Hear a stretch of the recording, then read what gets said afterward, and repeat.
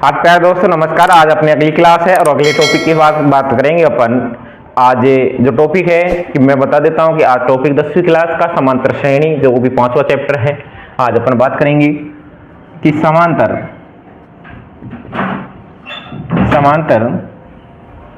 श्रेणी। अभी मैं बात करूंगा कि श्रेणियां, पहले तो श्रेणियां कितने प्रकार की होती है तो उनको छोड़ते हैं अपन की जो काम किया अपने जो सिलेबस में है उसकी बात करेंगे कि समांतर श्रेणी कौन सी है अपनी समांतर श्रेणी। समांतर श्रेणी का अर्थ क्या होता है कि जिसके बीच में समान अंतर होता हो। समान अंतर कैसे होता हो, जैसे अपने किसी की भी बात करेंगे, एक लाइन की बात करेंगे, इसके बीच का और इसके बीच का, दोनों के बीच का अंतर, और अगली भी आएगा इसका अंतर आपस में बराबर होता है। तो आपको समांतर श्रेणी का मतलब आ गया होगा कि समांतर श्रेणी क्या है। समांतर श्रेणी बीच का अंतर समान होता है। ठीक है दोस्तों। अब समांतर श्रेणी में क्या क्या काम आता है, तो जहां से समांतर श्रेणी बनती है, समांतर श्रेणी को बनाने का क्या कारण था वो भी बताएंगे अपन को, और समांतर श्रेणी को कैसे यूज किया जाएगा वो भी बताएंगे। समांतर श्रेणी में आता है ए, सबसे पहले क्या आता है, ए आता है। तो ए आता है तो ए को समझेंगे अपन। ए होता है जो होता है प्रथम पद। ए क्या होता है, प्रथम पद। और डी होता है सार्वंतर। क्या होता है, सार्वंतर। और एन होता है पदों की संख्या।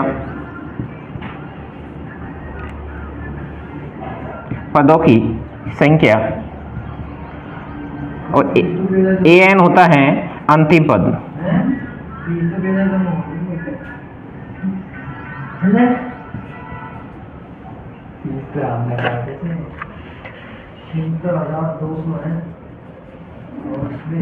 अंतिम पद, ठीक है। अपन को बात करनी होगी, क्वेश्चन भी यही रहेगा कि प्रथम पद क्या है, सार्वंतर क्या है, एन पद क्या है और अंतिम पद क्या है। इनको अपन को सभी को समझाएंगे कि भाई प्रथम पद को कब काम लिया जाएगा, सार्वंतर को, मतलब चारों में से आपको किसी को भी 3 मान दे देगा और 3 मान देने के बाद में आपको 1 मान पूछ लेगा तो आप निकालेंगे कि अब जैसे कि मैंने कहा था कि सार्वंतर समांतर श्रेणी क्या होती है, जिनके बीच का अंतर समान रहेगा। सभी की कोई भी जैसे कोई सा क्वेश्चन आएगा उस क्वेश्चन के लिए एक चीज तो समान रहती है, सार्वंतर। ठीक है। अपन अब बात करेंगे कि क्वेश्चन के बारे में, क्वेश्चन कैसे आएगा। और अब आपको मैं श्रेणी दे देता हूं, जैसे कि क्वेश्चन आएगा ये 2, 4, 6, 8 जैसे आगे तक। सार्वंतर ज्ञात कीजिए। ठीक है। अगला क्वेश्चन याद आता है 4, 7, 10, 13 आगे तक ये भी आ जाता है। इसमें सार्वंतर ज्ञात करने के लिए बोल देते हैं। ठीक है।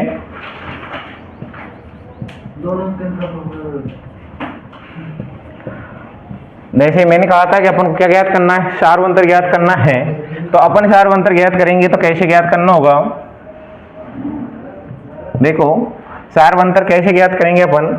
सार्वंतर ज्ञात करेंगे अपन जैसे कि द्वितीय पद माइनस, अपन क्या ज्ञात करेंगे, द्वितीय पद a2 माइनस a1, a2 का मान 4 माइनस 2 आ जाता है, कितना 2। आपको सभी को दिख रहा होगा कि सार्वंतर। अगला ज्ञात कर लेंगे, इसमें अगला d2 ज्ञात करेंगे, जैसे a3 माइनस a2, तो a3 कितना 6 में से कितना 4, तो कितना आ गया 2। तो ये सभी का समान आ रहा है ना, तो सार्वंतर सभी का समान आएगा। तो सार्वंतर के लिए आपने सीख लिया होगा, फर्स्ट का हो जाता है, फिर सेकंड के लिए भी वही सोल्व करेंगे अपन। डी ज्ञात करना होगा, तो डी ज्ञात करने का 7 में से 4 चल जाता है तो 3 आ जाता है। फिर अगले से चेक करते हैं कितने, 10 में से 7 जाता है, वही 3 आता है। जैसे अपन अगला बात करते हैं तो 13 में से कितना जाता है, 10, तो तब भी 3 आता है। तो आप कह सकते हो कि सार्वंतर कितना आ रहा है, 3 आ रहा है। तो सार्वंतर निकालना सीख गए होगे। यदि आप सार्वंतर सीख गए तो अपन ने ये कर लिया था। तो ये करने के बाद आपने देख लिया कि सार्वंतर कैसे ज्ञात करते हैं। अपन सार्वंतर के बाद में अब बात करते हैं भाई पदों की संख्या। जैसे पदों की संख्या क्या होती है, an। पदों की संख्या क्या होती है, n, और an क्या होता है, अंतिम पद। तो अपन को क्या करना है, पदों की संख्या ज्ञात करनी है। किसका मान ज्ञात करना है, n का मान। अपन जैसे क्वेश्चन वही लिया था पहले, वही ले लेते हैं। 2, 4, 6, 8 और 10,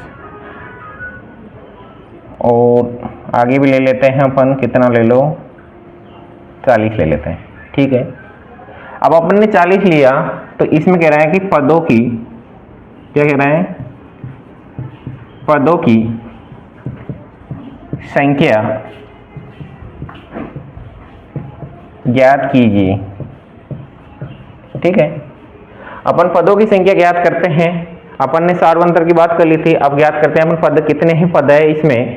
तो अपन पद के लिए एक फॉर्मूला होता है कि an बराबर a plus n minus 1 into D. अपन ने सभी के बारे में बात कर लिया, कौन क्या है, an क्या है, a क्या है, n क्या है, d क्या है।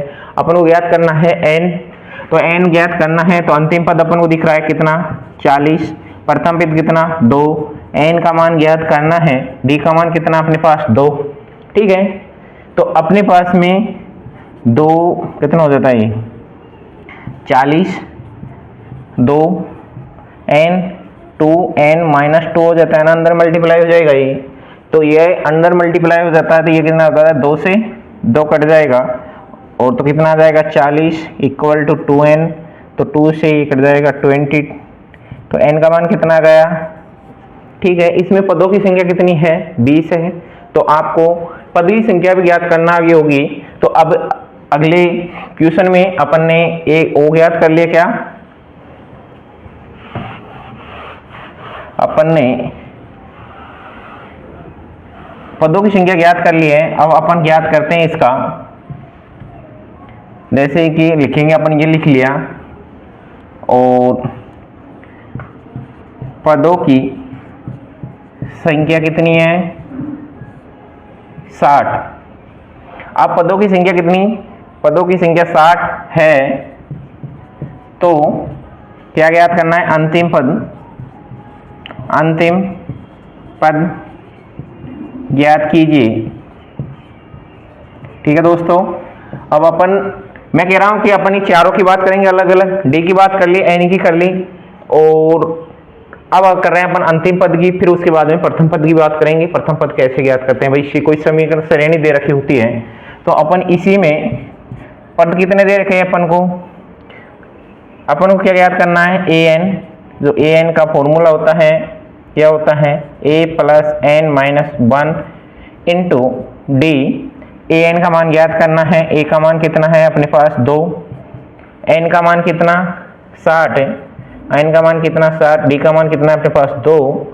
तो d का मान कितना, 2, तो 60 में से 1 माइनस हो जाता है, तो कितना, 59 इंटू 2, ये हो जाता है कितना, 118, ठीक है। अपना अंतिम पद क्या आ जाता है, 120, ठीक है। तो ये सभी को समझ में आ गया होगा कि अपन ने अंतिम पद भी ज्ञात कर लिया, सार्वंतर भी ज्ञात कर लिया, और पदों की संख्या भी ज्ञात कर ली है, ठीक है। तो समझ में आ गया हुआ ये। तो अपन आगे बात करते हैं, सभी ने लिख लिया भी होगा। तो और क्वेश्चनों के लिए अपन क्या है कि फिर बाद में बात करेंगे, अगली क्लास में आगे समझा देंगे, क्योंकि अब ट्यूशन करवाने का काम है। फिर इसके बाद में आपके 2 चैप्टर इसमें 5.1 और 5.2, उनको बाद में समझा देंगे, ठीक है। ओके, धन्यवाद सभी को। फिर अगली क्लास में मिलते हैं अब, ठीक।